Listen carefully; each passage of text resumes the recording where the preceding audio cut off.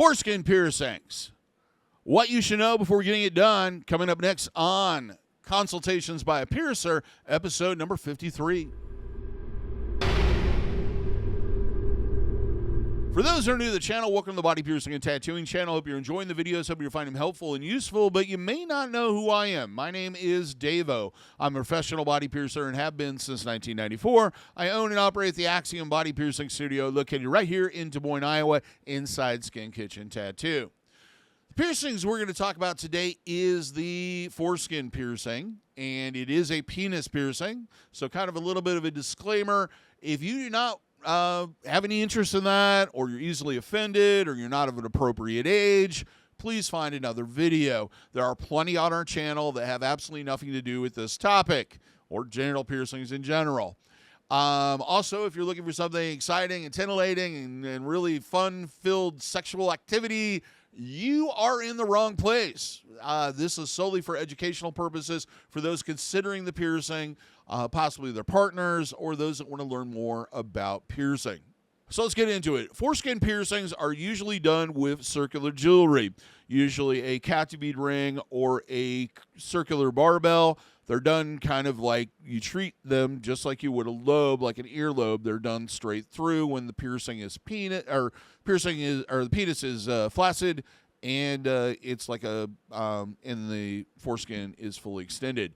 They go in basically, and that's about it. I don't know what else to say about that.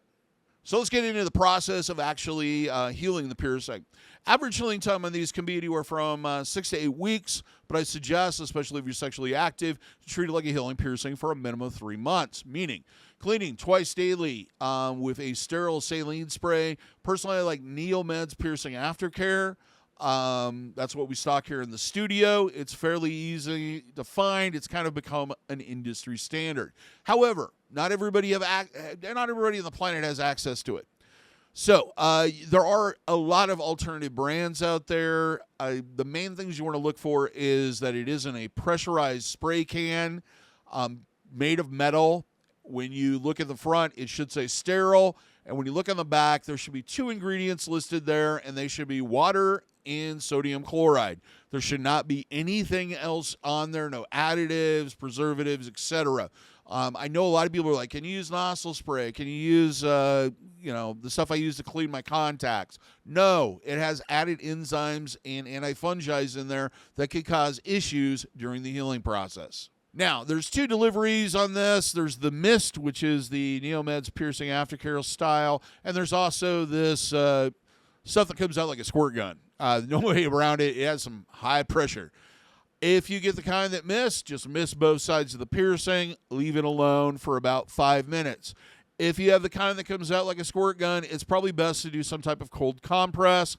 Take a sterile gauze sponge or a clean paper towel, saturate it, lay it against the piercing for roughly about 5 minutes, twice daily, on both of them, twice daily.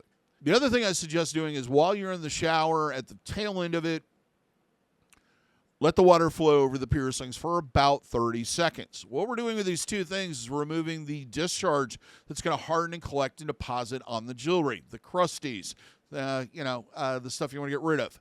The main reasons we want to remove these is that when the jewelry shifts and moves, it can agitate the piercing, which can lead to problems. It also doesn't feel very good. It feels like somebody's peeling a scab off of the area. And you need to make room for additional discharge if your body produces it.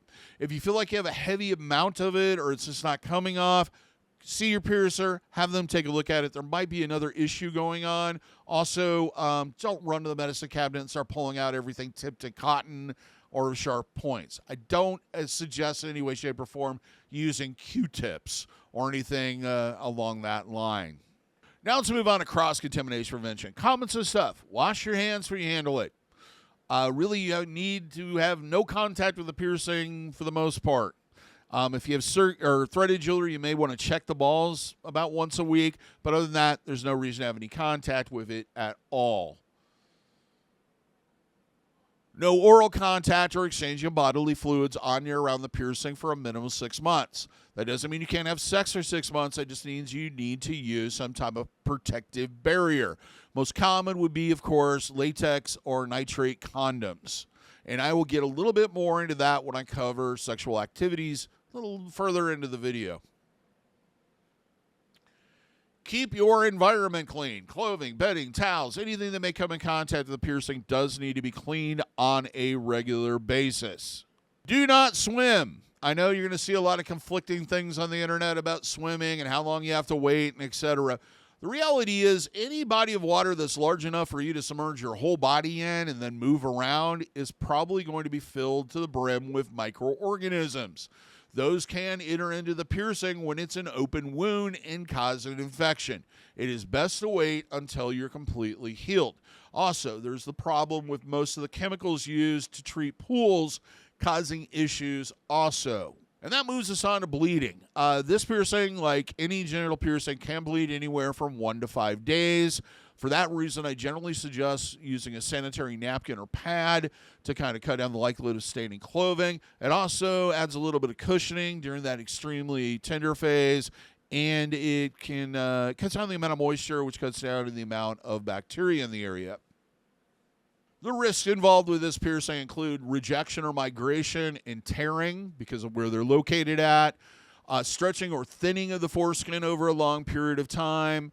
Of course, we've already talked about STIs and STDs. There's that risk. Anytime you switch partners, you're going to definitely want to use safe sex practices regardless of how long you've had the piercing. Also, there's always the risk if you remove the jewelry for an extended period of time that the jewelry will close, or the piercing will close, not the jewelry. I guess if you close the jewelry back up, then it would close, but no, we're mainly concerned about the piercing. Now let's talk about sex.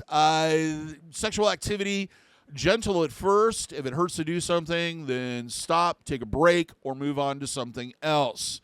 Your body's trying to tell you that it's not ready yet.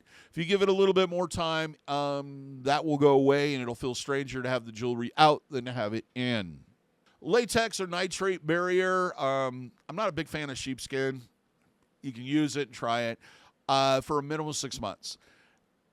It is a good idea if you can find them. The larger reservoir condoms or loose-fitting condoms are a better option, mainly because it adds a little extra room for that jewelry while it's really tender for it to be shifted and moved around a lot. Basically, when erect, these kind of hang out to the side. They can be kind of a little uncomfortable at first, from what I understand. Experiment, see what works best for you. The only thing I'd advise against is like really tight condoms or ribbed condoms that are put a lot of pressure on the piercing. Do not use spermicide-laced condoms. Make sure that they're not. Also, if you're using any type of lubricant or it's any type of lubrication on it, so if things like warming gel or warming or scented or flavored, etc.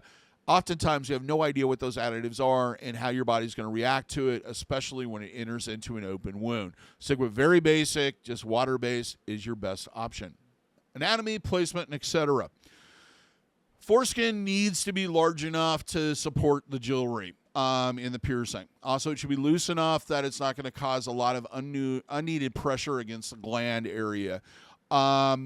Usually, most people that have foreskin can get this done, but it is a possibility that you just don't have the correct anatomy for it. And only a skilled piercer can really tell you whether or not you can or cannot have the piercings. And I say piercings because these are usually done in sets of 2 on each side. The jewelry needs to be somewhat snug, but large enough that it easily wraps around the end of the foreskin or the edge of the foreskin. Should not be so tight that it's causing pressure on the piercings during the healing process. So as far as jewelry type, generally with these are done with either a circular barbell or a cat bead ring. 12 gauge or larger. Most common size is probably 1/2 inch. They do need to be, if you're getting threaded jewelry, it does need to be internally threaded. Now let's talk about pain in the piercing experience itself. Most people say on a scale of 1 to 10, this is between a 2 or 3 and a 5 or 6. Varies from person to person, and because most people do these in sets, there's a little bit of an increased pain on the second one opposed to the first one. As far as the procedure itself, first we disinfect the area using a surgical scrub. Then we will mark the piercing, grip it with a set of Pennington forceps, inject the needle in and through. If we're using threaded jewelry, we use a guide pin to guide the jewelry in. Otherwise, if it's a ring, we just put it blunt against the back and push through. Then close the jewelry and stop any bleeding that may occur.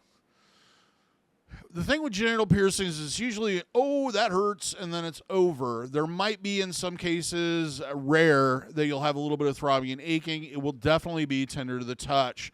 What I generally do, the other thing is with the bleeding, is sometimes I can bleed for a few hours after getting it done.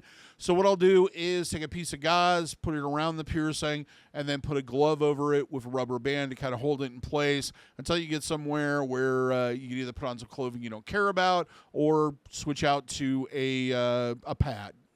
Lastly, let's cover what you should consider before getting it done, kind of planning up to it and etc. First thing and foremost, this piercing is probably going to bleed for a few hours afterwards, at least in some cases, sometimes up to 4 or 5 days. So it's a good idea to go ahead and purchase those sanitary napkins or pads in advance and have them on and ready. In fact, bring him the piercing and let your piercer know that you have them.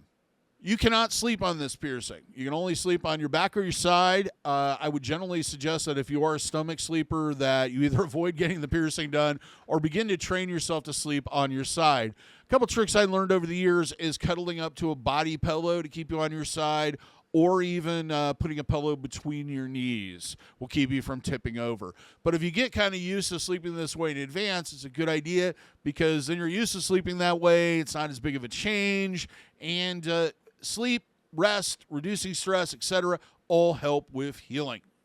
Next one is talk to your partner before getting it done. This will affect their life if you're in a committed relationship. Let them know that you're considering getting it done. Discuss it with them at length. This may change their life a little bit for a while, so it will impact them, at least their sex life. Ultimately, it is your choice. It's your body. They don't have control over it, but at least get their input on it. The other thing is it's a good idea to have kind of an exciting time planned ahead of getting the piercing done so you get kind of some of that out of your system. And a final thing, a lot of people will do piercings like this, sexual piercings or what's considered sexual piercings, right before they have some romantic thing planned. That is not a good idea. Not only will it kind of impede things to a degree, it's not going to feel good, and you're not going to be able to do the fun stuff that you want to do. Generally, I would suggest getting this done far in advance of an event like that or waiting until afterwards. Loose-fitting clothing or clothing you don't care about is a good idea. As far as underwear, most men I've talked to that have had this piercing find something that gives support and kind of keeps things tight without a lot of movement, like boxer briefs or briefs, is a better option than, say, boxers or going commando.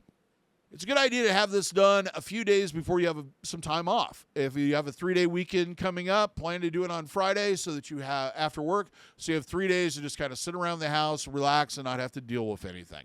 You cannot go swimming. So if you plan, if swimming is a part of your life, maybe you're a swimmer by profession or by hobby or sport, it's a good idea to do this during the off season when you have at least 3 months of a break where you don't have to worry about getting in the water. Are you going on vacation? If you are, I would suggest either getting this done far in advance, long enough where it would be healed by the time you leave on vacation, or doing it afterwards.